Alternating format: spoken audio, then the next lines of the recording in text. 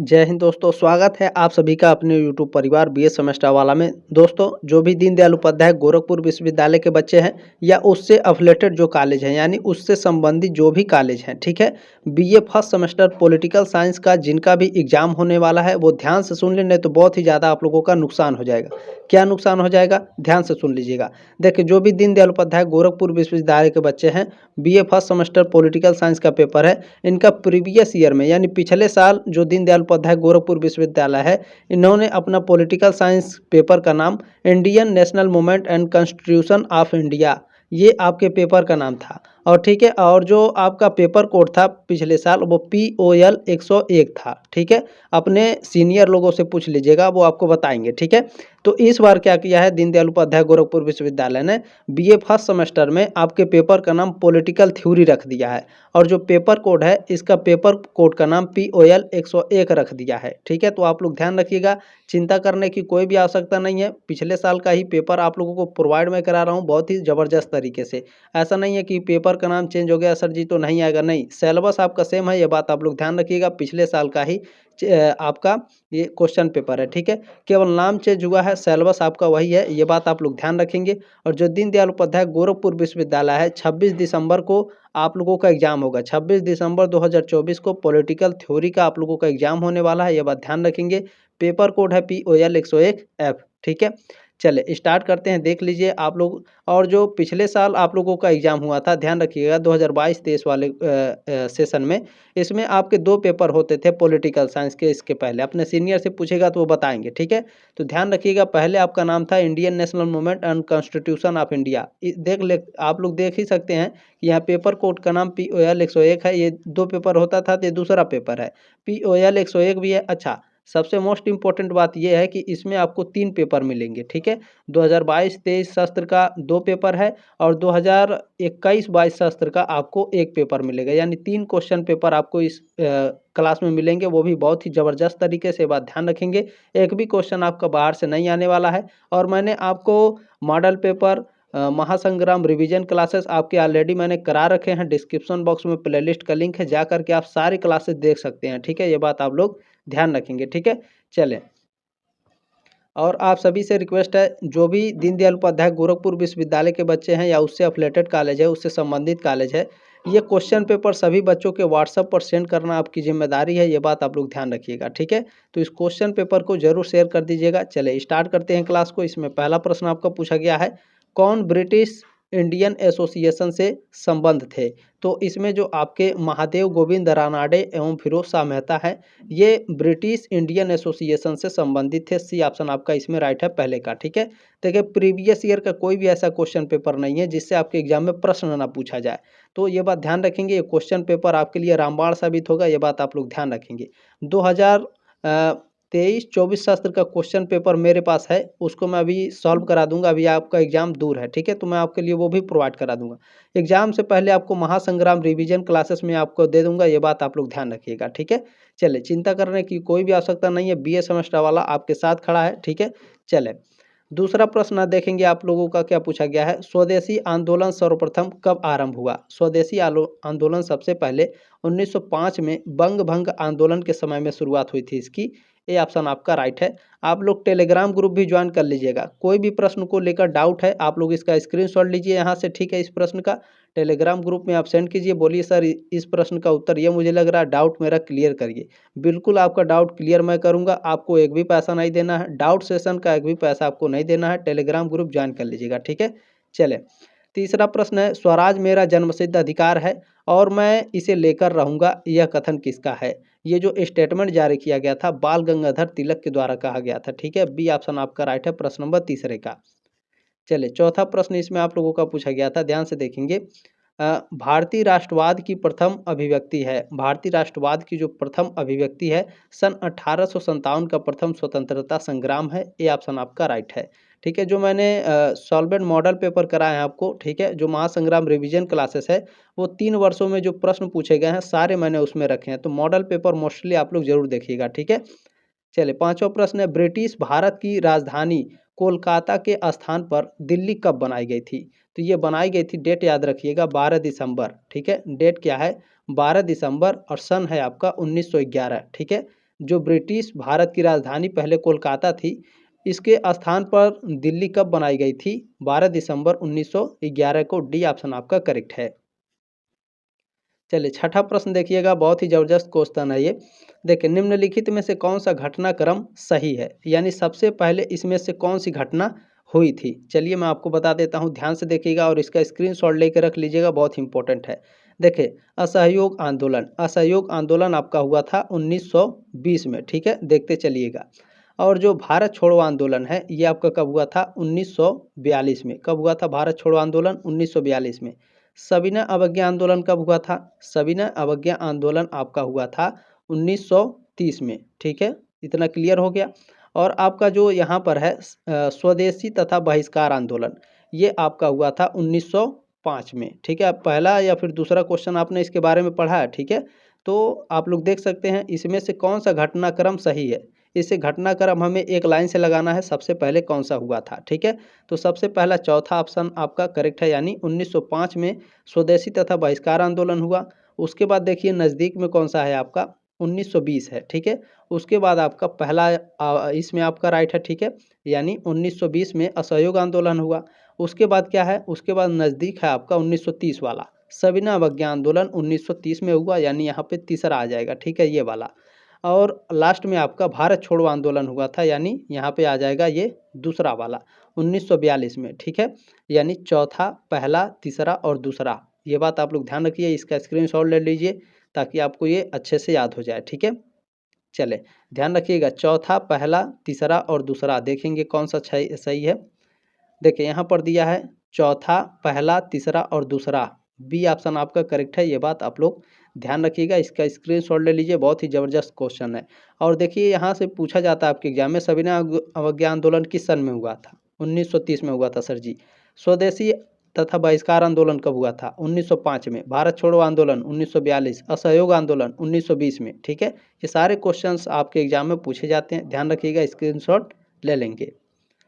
चलें अगला प्रश्न देखिएगा, सातवां प्रश्न, भारतीय राष्ट्रीय कांग्रेस का प्रसिद्ध लाहौर अधिवेशन कब हुआ? तो ये हुआ था, डेट याद रखिएगा, 19 दिसंबर, ठीक है।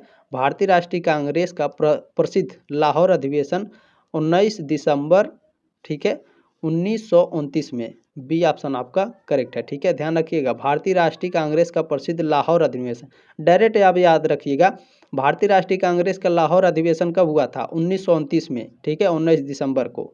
चले आठवां प्रश्न है, सीमांत गांधी किसे कहा जाता है? सीमांत गांधी किसे कहा जाता है? खान अब्दुल गफ्फर खान को सीमांत गांधी के नाम से जाना जाता है। डी ऑप्शन आपका राइट है। चलिए नवा प्रश्न आपका क्या पूछा गया है? संविधान सभा की प्रारूप समिति का अध्यक्ष कौन था? तो इसके अध्यक्ष थे doctor Bhimrao Ambedkar. B option आपका राइट है, प्रश्न नंबर 9 का। चलिए 10वां प्रश्न क्या है? संविधान की प्रस्तावना में किस संशोधन द्वारा समाजवादी धर्मनिरपेक्ष तथा अखंडता शब्द जोड़े गए? तो ये 42वें संविधान संशोधन के द्वारा, ठीक है। संविधान की प्रस्तावना में संशोधन द्वारा समाजवादी धर्मनिरपेक्ष तथा अखंडता शब्द 42वें संविधान संशोधन के द्वारा जोड़ा गया था। ए ऑप्शन आपका करेक्ट है, प्रश्न नंबर 10 का। प्रश्न नंबर 11 देखेंगे, आपको क्या पूछा गया? भारत का संविधान है पूर्ण रूप से संघात्मक है, पूर्ण रूप से एकात्मक है, एकात्मक की ओर झुका संघात्मक है या अध्यात्मात्मक है? बताने का प्रयास करेंगे सभी लोग। बिल्कुल फुली फेडरल है भारत का संविधान, पूर्ण रूप से संघात्मक है। ए ऑप्शन आपका राइट है, प्रश्न नंबर 11 का। चलिए प्रश्न नंबर 12 आपका पूछा गया है, संविधान में दिए गए अधिकारों को मूल अधिकार कहते हैं क्योंकि इनके उन्हें न्यायालय द्वारा लागू और रक्षा की जा सकती है। ये ऑप्शन आपका राइट है, प्रश्न नंबर 12 का। चलिए 13 नंबर प्रश्न आपका पूछा गया, ध्यान से देखेंगे, नागरिकता प्राप्त करने के लिए शर्तें निर्धारित करने वाला सक्षम निकाय कौन सा है? राष्ट्रपति है, संसद और विधानसभाएं हैं, संसद है या चुनाव आयोग है? नागरिकता प्राप्त करने के लिए शर्तें निर्धारित करने वाला सक्षम निकाय कौन सा है? संसद है। सी ऑप्शन आपका करेक्ट है। प्रश्न नंबर 14 आपका पूछा गया है, बहुत ही ध्यानपूर्वक देखेंगे, राज्य के नीति निदेशक तत्व हैं। ये कंटिन्यू लगातार कई सालों से ये प्रश्न पूछा जा रहा है, तो ध्यान रखेंगे, राज्य के लिए रचनात्मक आज्ञाएं। सी ऑप्शन आपका राइट है, प्रश्न नंबर 14 का। चलिए प्रश्न नंबर 15 है, भारत की सेनाओं का सर्वोच्च सेनापति होता है, सेनाध्यक्ष होता है, रक्षा मंत्री, प्रधानमंत्री या राष्ट्रपति। भारत की सेनाओं का सर्वोच्च सेनापति कौन होता है?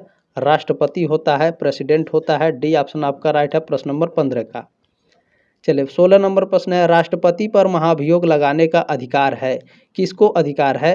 संसद के दोनों सदनों को अधिकार होता है राष्ट्रपति पर महाभियोग लगाने का अधिकार। सर जी महाभियोग क्या होता है? तो देखिए संसद के दोनों सदन मिल करके राष्ट्रपति को उनके पद से हटा देते हैं तो उनको महाभियोग कहा जाता है। ठीक है, महाभियोग लगा करके उनको उनके पद से हटाया जा सकता है संसद के दोनों सदनों के द्वारा। ठीक है, ये बात ध्यान रखेंगे, लोकसभा और राज्यसभा दोनों के द्वारा। ठीक है, both the house of parliament. ठीक है, सी ऑप्शन आपका करेक्ट है 16 नंबर प्रश्न का।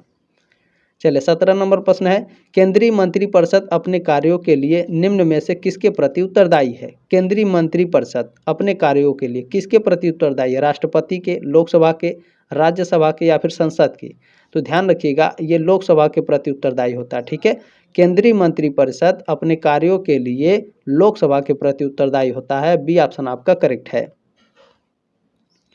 अगला प्रश्न है, कोई विधेयक वित्त विधेयक है अथवा नहीं, इसका निर्णय कौन करता है? प्रधानमंत्री, राष्ट्रपति, लोकसभा अध्यक्ष या इनमें से कोई नहीं?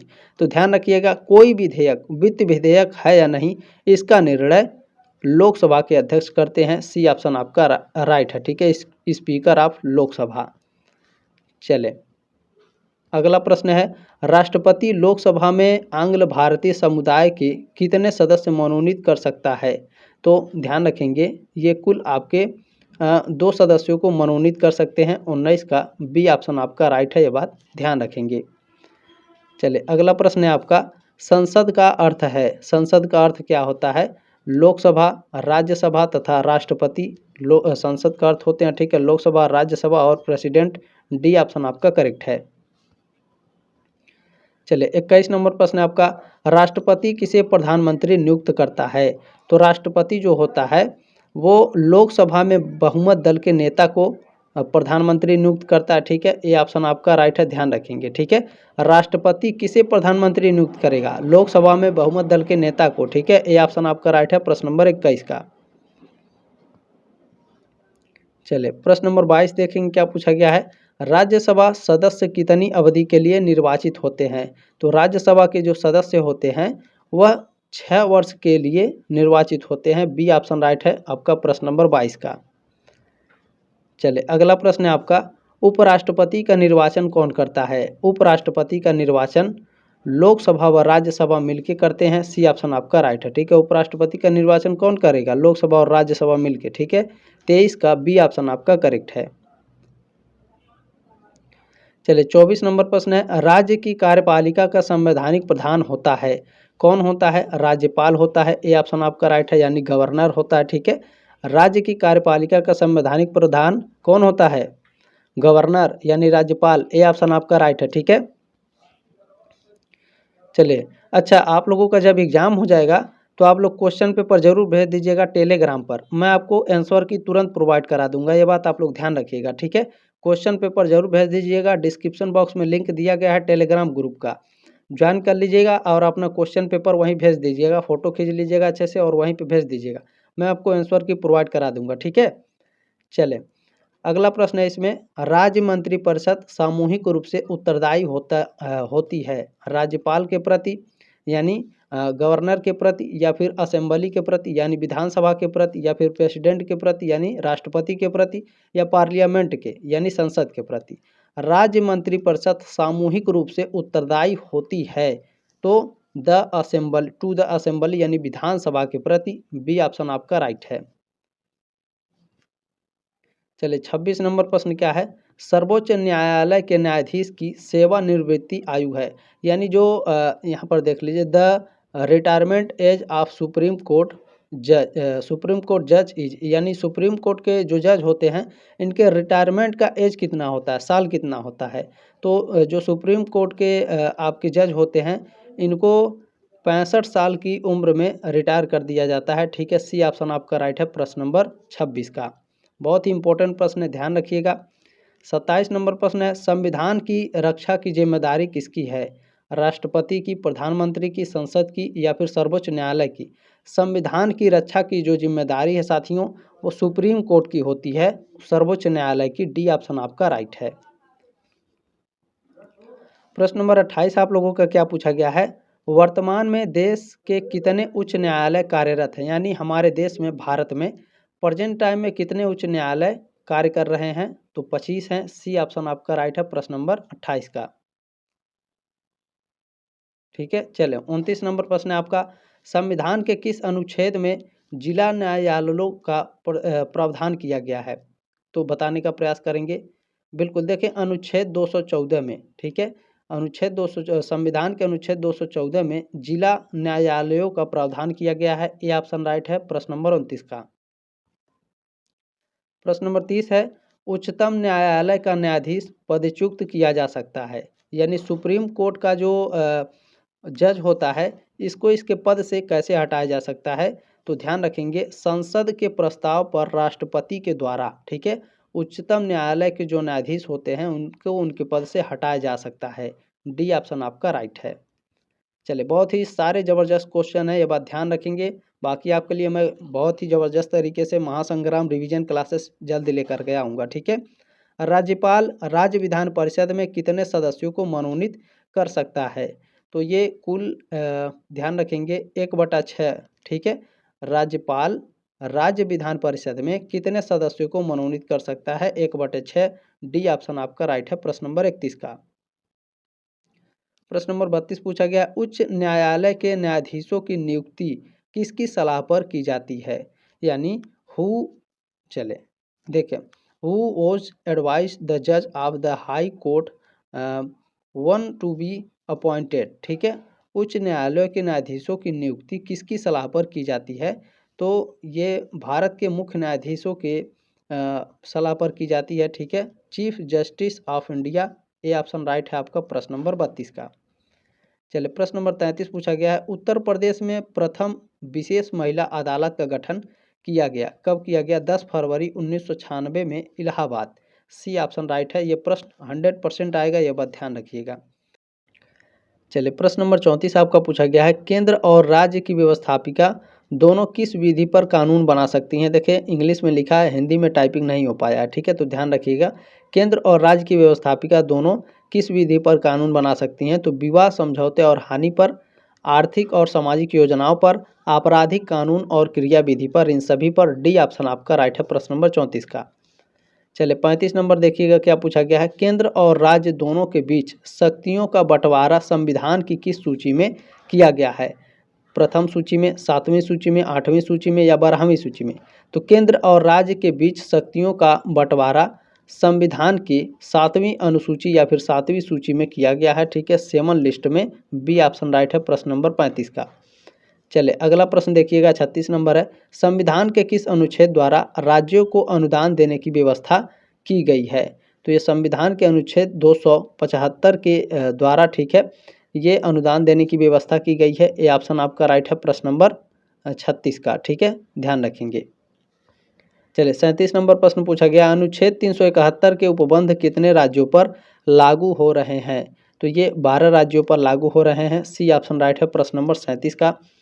प्रश्न नंबर 38 देखिएगा क्या पूछा गया, भारतीय जीएसटी में कितने प्रकार के कर होते हैं। भारतीय जीएसटी में कुल 4 प्रकार के कर होते हैं। सर जी कौन कौन से, देखें, एक होता है SGST, याद रखिएगा, पूछा जाएगा। ठीक है, इनमें से कौन भारतीय जीएसटी नहीं है, इस तरह से पूछा जाएगा, तो ध्यान रखेंगे, पढ़े रहेंगे तभी उत्तर दे पाएंगे।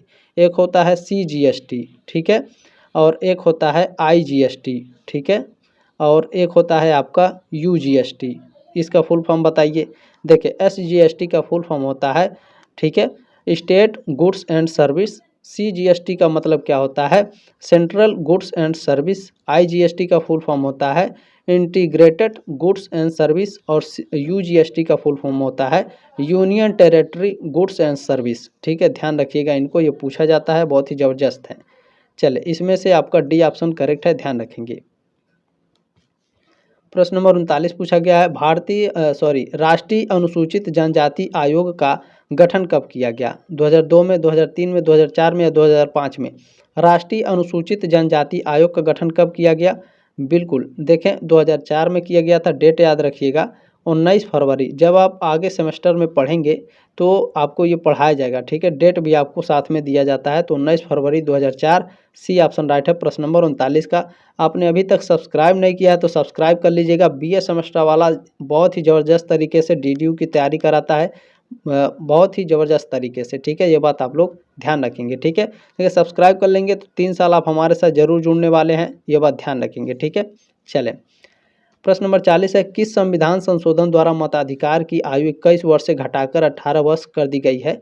तो ध्यान रखेंगे 61वें संविधान संशोधन के द्वारा जो आपका मताधिकार यानी वोट देने का जो अधिकार है वो 21 वर्ष से घटाकर 18 वर्ष कर दी गई। यानी पहले जब आप 21 साल के हो जाते थे तब आप वोट डाल सकते थे, लेकिन जब 61वां संविधान संशोधन हुआ तो उसमें से ये 21 वर्ष से घटाकर 18 वर्ष कर दिया गया कि 18 साल के आप हो गए, जाइए वोट डालिए, ठीक है?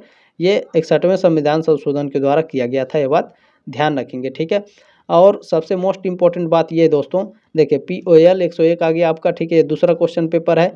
पहले आपके 40 क्वेश्चंस पूछे जाते थे, अब ध्यान रखिएगा आपका जो पहले 2 पेपर होता था तो अब 1 पेपर होता है, तो ध्यान रखिएगा हो सकता है आपका 50 क्वेश्चंस पूछा जाए, ये बात ध्यान रखिएगा आप लोग, ठीक है? चलें, जो आपका इसमें फर्स्ट पेपर होता था पहले इंट्रोडक्शन टू पॉलिटिकल साइंस होता था, इस बार आपका पॉलिटिकल थ्योरी हो गया, तो इसे देखकर आप लोग घबरा मत जाइएगा, ठीक है? POL 101 है, ये बात ध्यान रखिएगा, 2022-23 का ये क्वेश्चन पेपर है। देखिए सारे क्वेश्चंस आपको सिमिलर मिल रहे होंगे, ठीक है? ये बात ध्यान रखेंगे, कहीं ना कहीं ये सारे प्रश्न आपके पूछे गए हैं और सिलेबस सेम है, ये बात ध्यान रखिएगा, केवल पेपर का नाम चेंज हुआ है, ठीक है? और आपके 4 ही यूनिट हैं, ये बात भी आप लोग ध्यान रखिएगा।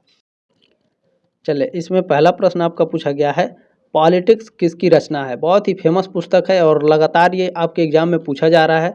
पॉलिटिक्स अरस्तू की रचना है, ए ऑप्शन राइट है प्रश्न नंबर पहले का।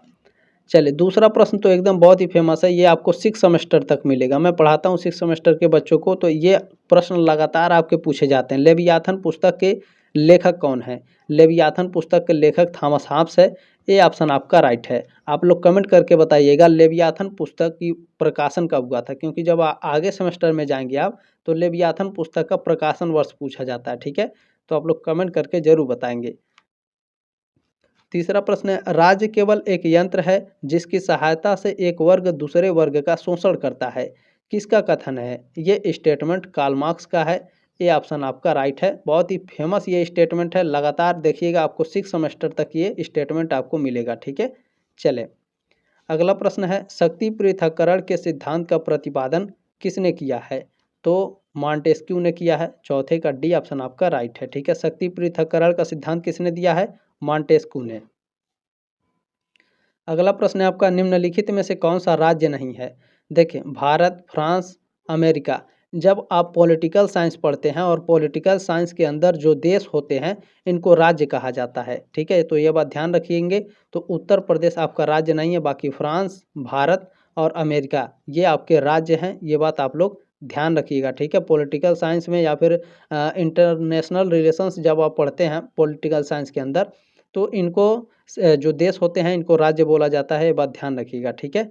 चलें, सी ऑप्शन आपका राइट है, राज्य नहीं है उत्तर प्रदेश, ठीक है? ध्यान रखिएगा। चलें,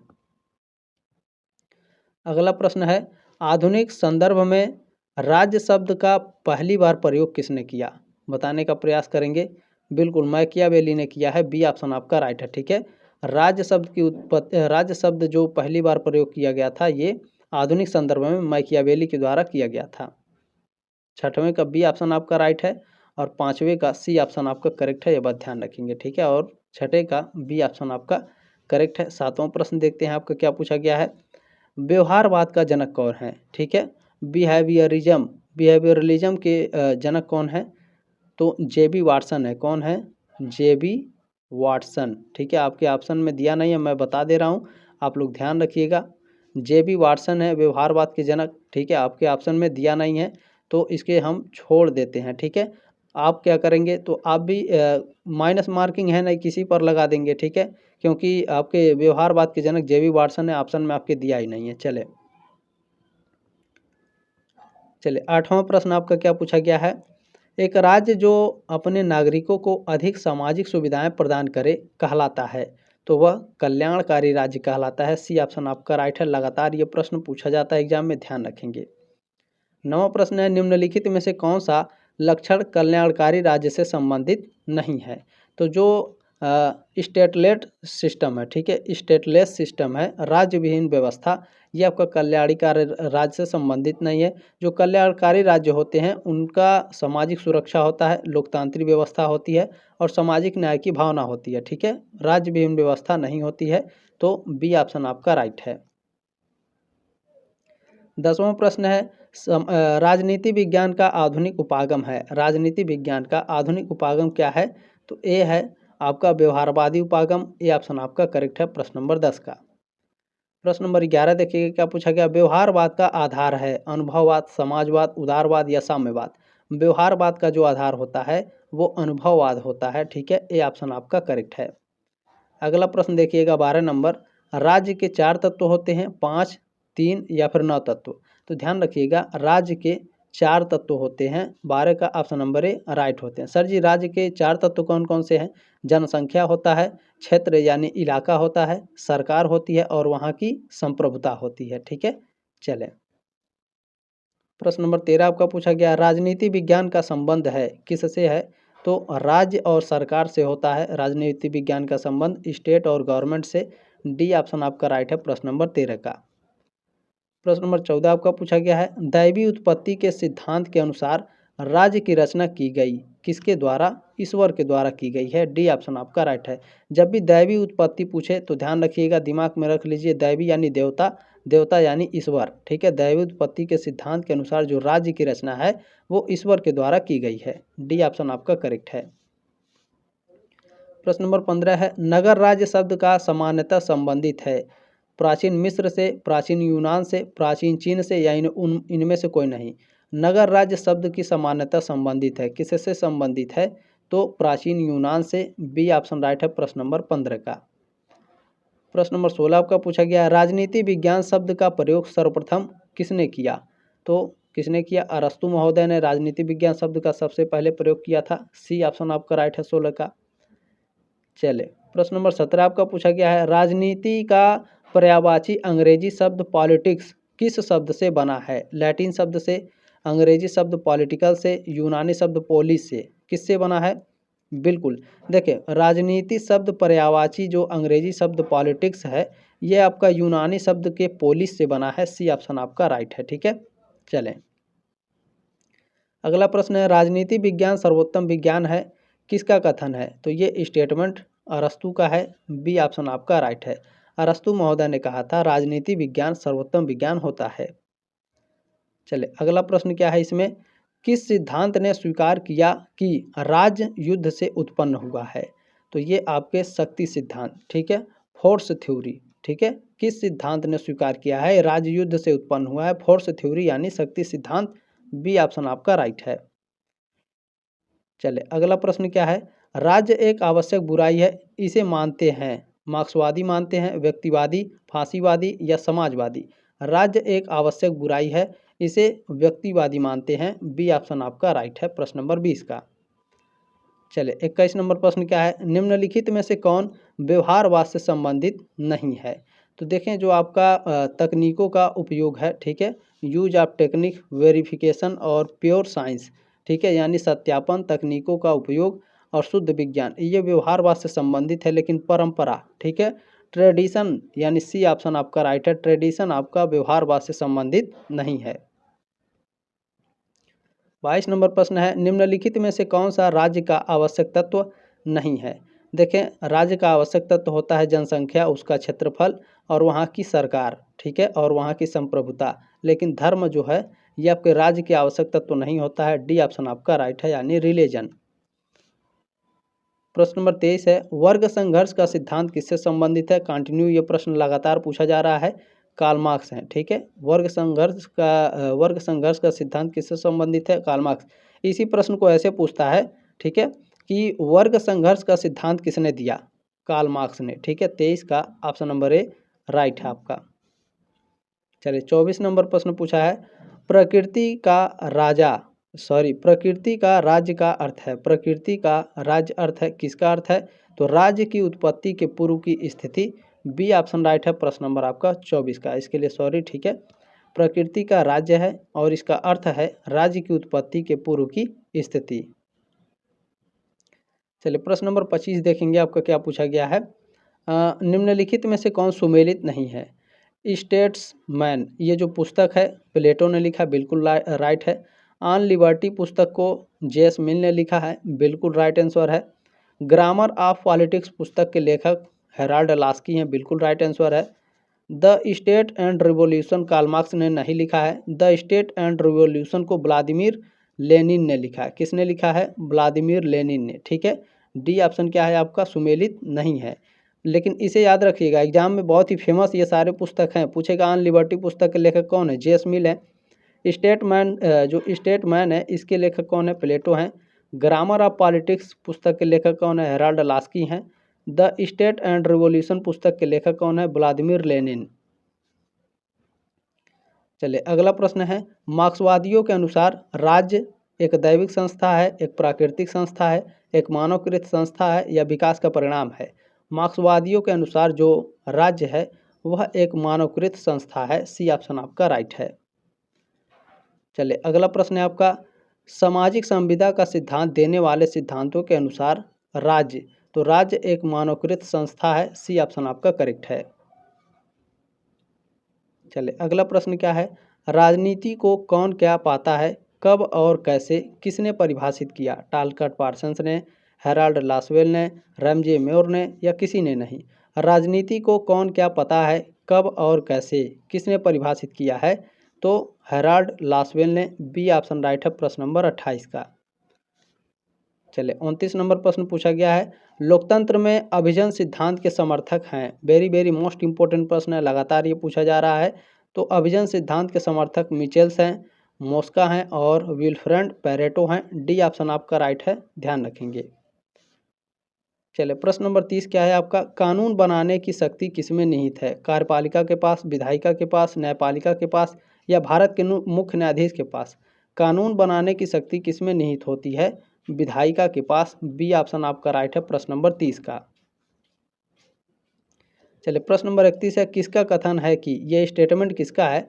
प्रजातंत्र जनता का, जनता के द्वारा, जनता के लिए सरकार है। ये स्टेटमेंट अब्राहम लिंकन का है। सी ऑप्शन राइट है। अब्राहम लिंकन अमेरिका के 16वें राष्ट्रपति थे।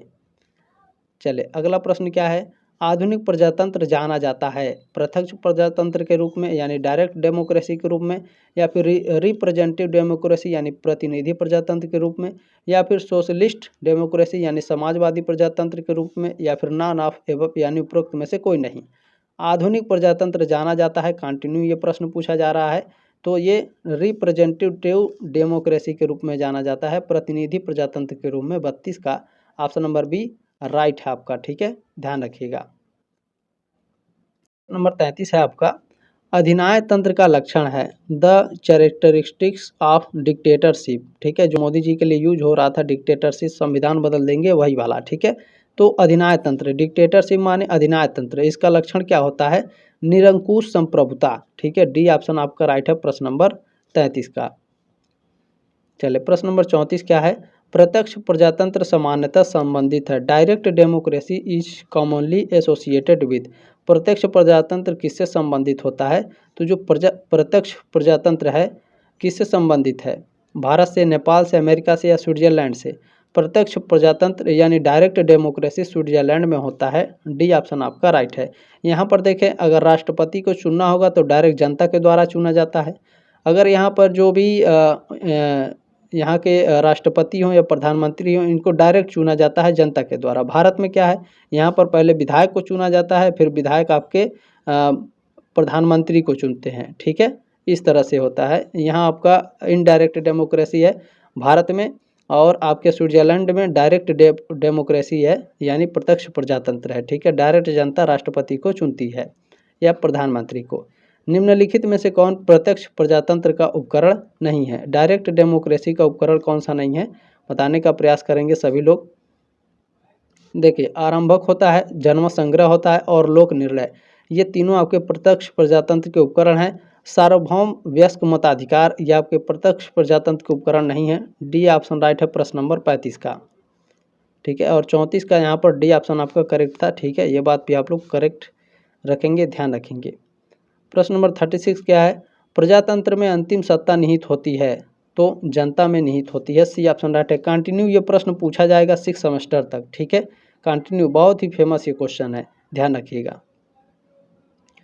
प्रश्न नंबर 37 है आपका दल विहीन लोकतंत्र, ठीक है, पार्टीलेस डेमोक्रेसी की अवधारणा किसने प्रस्तुत की?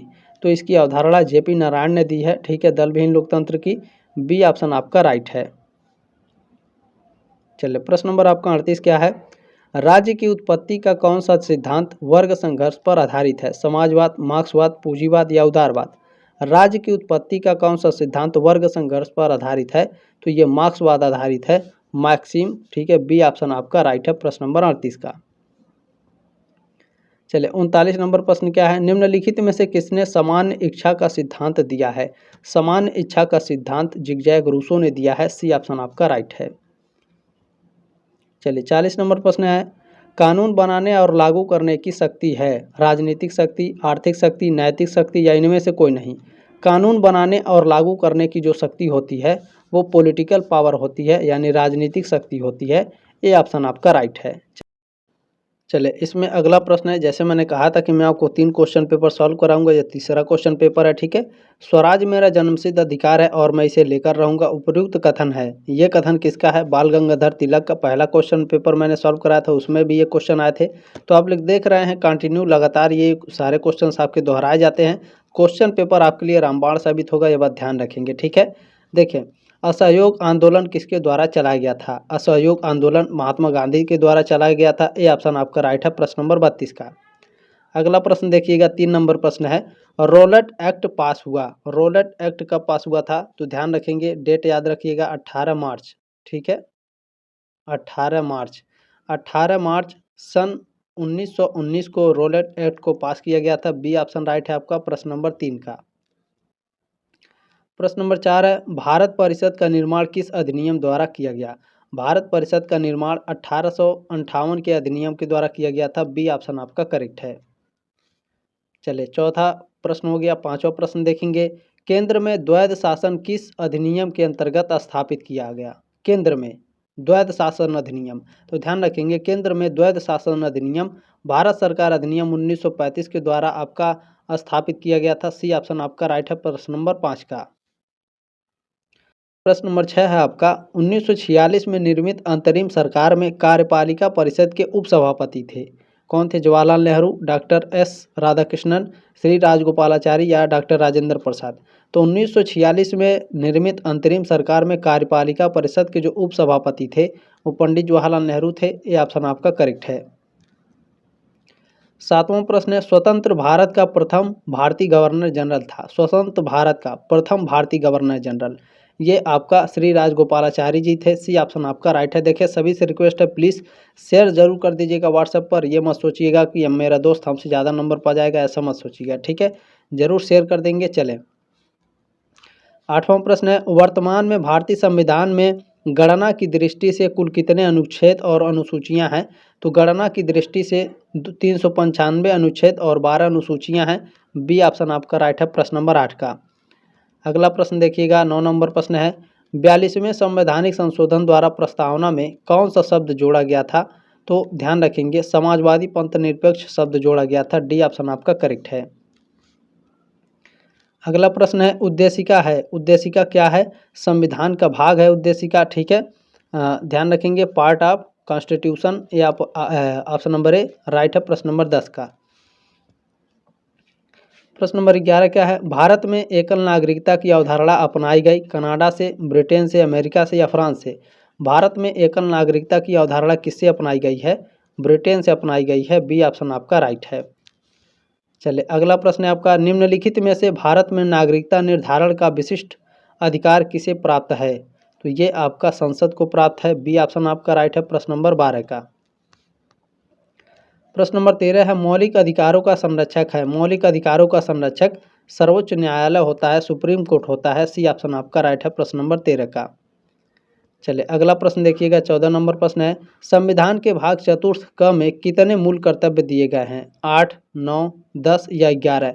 संविधान के भाग चतुर्थ क यानी फोर्थ, ठीक है, यहाँ पे देख सकते हैं फोर्थ ए में यानी फोर्थ क में कुल कितने मूल कर्तव्य दिए गए हैं? तो कुल 11 मूल कर्तव्य दिए गए हैं। डी ऑप्शन आपका राइट है। यहाँ आप लोग देख सकते हैं, अगर हिंदी में लिखेगा तो चतुर्थ क लिखेगा, इंग्लिश में लिखेगा तो पार्ट 4 ए लिखेगा, ठीक है। चलें, प्रश्न नंबर 15 है, राज्य नीति के निर्देशक तत्वों का उद्देश्य है। क्या उद्देश्य होता है? तो लोक कल्याणकारी राज्य की स्थापना करना। डी ऑप्शन आपका राइट है प्रश्न नंबर 15 का, ठीक है। To established welfare state. अगला प्रश्न 16 नंबर है, मूल अधिकार और राज्य के नीति निर्देशक तत्व परस्पर में पूरक है, एक के लिए दूसरे का त्यागना आवश्यक नहीं। न्यायपालिका ने यह कहा था। किसके केस में यह कहा गया था? मिनर्वा मिल्स वाद में कहा गया था। सी ऑप्शन आपका राइट है। चलिए अगला प्रश्न है, भारत के राष्ट्रपति की आपातकालीन शक्तियां हैं। भारत के राष्ट्रपति के पास आपातकालीन शक्तियां 3 प्रकार की होती हैं। बी ऑप्शन आपका राइट है। ये सारे क्वेश्चंस मैंने बताए हैं और इसको काफ़ी एक्सप्लेन करके बताया है। 3 प्रकार के कौन कौन से होते हैं, जो मैंने मॉडल पेपर, सॉल्व पेपर और जो क्लासेस करा है उसे देख लीजिएगा, बहुत ही ज़बरदस्त तरीके से मैंने बताया, ठीक है।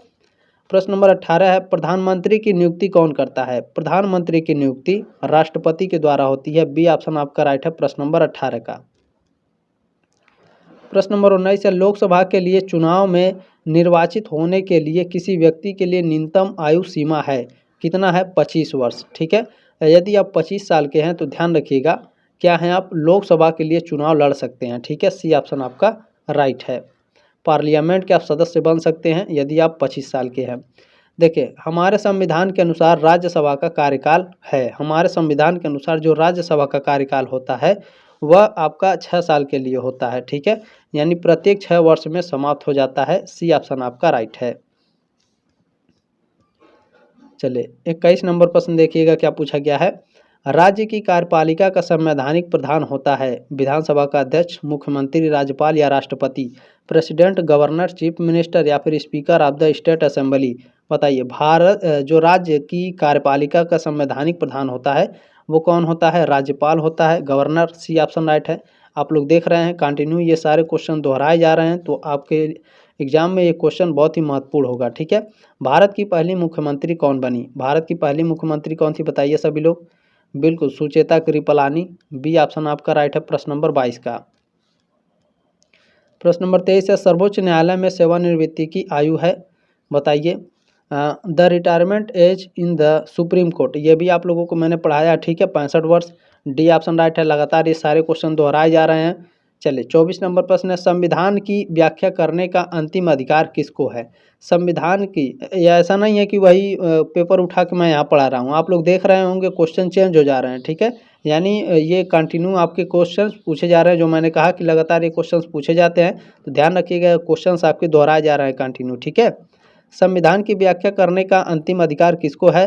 तो ये सर्वोच्च न्यायालय को होता है, सुप्रीम कोर्ट को। डी ऑप्शन आपका राइट है प्रश्न नंबर 24 का। प्रश्न नंबर 25 है, एक उच्च न्यायालय का न्यायाधीश अपनी त्यागपत्र संबोधित करता है। ए हाई कोर्ट जज एड्रेस हिज रिजाइनेशन, ठीक है। एक उच्च न्यायालय का न्यायाधीश अपना त्यागपत्र संबोधित करता है या फिर किसको देता है? तो राष्ट्रपति को देता है, प्रेसिडेंट को। ए ऑप्शन आपका राइट है। प्रश्न नंबर 26 है, जिले का सबसे बड़ा न्यायिक अधिकारी होता है मुंसिफ, मजिस्ट्रेट, सिविल जज, जिला अधिकारी या जिला न्यायाधीश? डिस्ट्रिक्ट जज, डिस्ट्रिक्ट मजिस्ट्रेट, सिविल जज या फिर मुंसिफ मजिस्ट्रेट? बताइए, जिले का सबसे बड़ा न्यायिक अधिकारी होता है, ये जानना बहुत अनिवार्य है। बिल्कुल, डिस्ट्रिक्ट जज होता है, जिला न्यायाधीश होता है। आपका डी ऑप्शन करेक्ट है। ये बात ध्यान रखेंगे, यह कॉम्पिटिटिव एग्जाम में भी पूछा जाता है, यूपी पुलिस में भी पूछा जाता है। 27 नंबर प्रश्न है, लोकसभा में आंग्ल भारतीय समुदाय से सदस्य मनोनीत करने की शक्ति किसके पास है?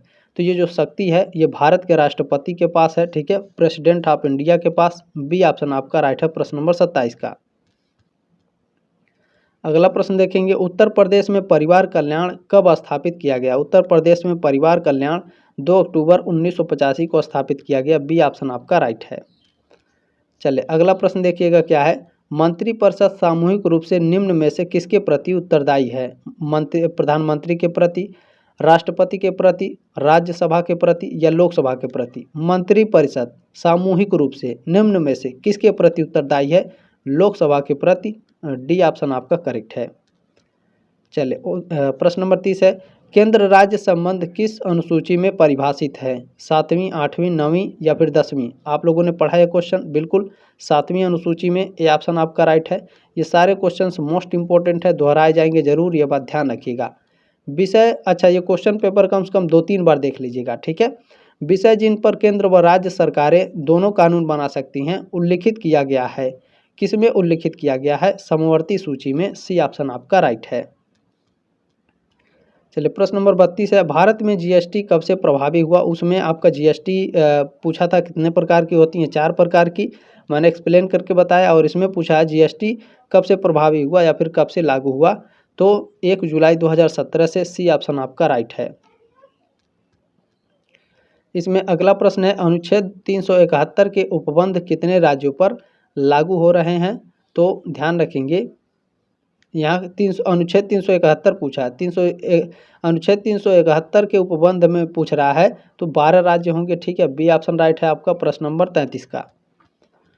चलिए प्रश्न नंबर 34 क्या है, भारतीय संविधान के किस अनुच्छेद में निर्वाचन आयोग के लिए प्रावधान किया गया है? भारतीय संविधान के किस अनुच्छेद में निर्वाचन आयोग के लिए प्रावधान किया गया है? तो अनुच्छेद 324 के तहत। सी ऑप्शन आपका राइट है प्रश्न नंबर 34 का। चले अगला प्रश्न देखिएगा, प्रश्न नंबर 35 क्या कह रहा है, निम्न में से किसका संबंध चुनाव आयोग से नहीं है? तो ध्यान रखिएगा, चुनाव की वैधता का निपटारा करना ये आपका चुनाव आयोग से संबंधित नहीं है। सी ऑप्शन राइट है। चुनाव की अधिसूचना जारी करना चुनाव से संबंधित होता है। चुनाव चिन्ह का बंटवारा भी चुनाव आयोग करता है और चुनाव शांतिपूर्ण ढंग से संपन्न कराना भी चुनाव आयोग का काम है। बाकी चुनाव की वैधता का निपटारा करना ये नहीं है। सी ऑप्शन आपका करेक्ट है 35 का। चलें प्रश्न नंबर 36 देखेंगे आपका क्या है। देखिए राष्ट्रपति की 3 प्रकार की जो शक्तियां होती हैं, मैंने पूछा गया था आपसे। तो एक होता है राष्ट्रीय आपातकाल और दूसरा होता है राष्ट्रपति शासन और तीसरा होता है वित्तीय आपातकाल। ये 3 प्रकार की शक्तियां होती है राष्ट्रपति के पास, ठीक है। चलिए प्रश्न नंबर आपका 36 है, भारत के राष्ट्रपति का कार्य अवधि की समाप्ति से पूर्व भी पद से हटाया जा सकता है। कैसे हटाया जा सकता है? महाभियोग द्वारा। सी ऑप्शन आपका राइट है, ठीक है। चले प्रश्न नंबर 37 क्या, भारत के किस राष्ट्रपति को मिसाइल मैन की संज्ञा दी जाती है? तो डॉक्टर एपीजे अब्दुल कलाम जी को। बी ऑप्शन आपका राइट है प्रश्न नंबर 37 का। चलिए प्रश्न नंबर 38 क्या है, कौन सा राज्य सबसे अधिक प्रतिनिधित्व लोकसभा में भेजता है? बिहार, मध्य प्रदेश, राजस्थान या उत्तर प्रदेश? सबसे अधिक प्रतिनिधि सभा में कहाँ से आते हैं? बिल्कुल उत्तर प्रदेश से। डी ऑप्शन आपका राइट है प्रश्न नंबर 38 का। प्रश्न नंबर 39 है, भारत के किस राज्य में अनुसूचित जनजातियां नहीं पाई जाती हैं? तो भारत के पंजाब राज्य में अनुसूचित जनजातियां नहीं पाई जाती हैं। सी ऑप्शन आपका करेक्ट है। दोस्तों आप सभी से रिक्वेस्ट है बहुत ही ज़्यादा कि प्लीज़ इस क्वेश्चन पेपर को आगे व्हाट्सएप पर जरूर शेयर कर दीजिएगा, सब्सक्राइब कर लीजिएगा ताकि आप 3 साल हमारे साथ जरूर जुड़े रहें, 2nd, 3rd, 4th, 5th और 6th सेमेस्टर में, ठीक है। और आपसे रिक्वेस्ट है इस क्लास को भी लाइक जरूर कर दीजिएगा ताकि यूट्यूब भी धीरे धीरे रिकमेंड करता रहे। और आप लोगों से मोस्टली रिक्वेस्ट है कि आप लोग व्हाट्सएप पर जरूर इस क्लास को भेजेंगे, ठीक है। चले ये लास्ट प्रश्न है, वर्तमान में निर्वाचन आयोग में मुख्य निर्वाचन आयुक्त के अतिरिक्त अन्य कितने सदस्य हैं? तो कुल 2 सदस्य हैं। ये ऑप्शन आपका राइट है प्रश्न नंबर 40 का। आपने जो प्यार और सपोर्ट दिया है इसके लिए बहुत बहुत धन्यवाद। जल्दी मिलते हैं आपके नेक्स्ट क्लास में, तब तक के लिए जय हिंद, वंदे मातरम।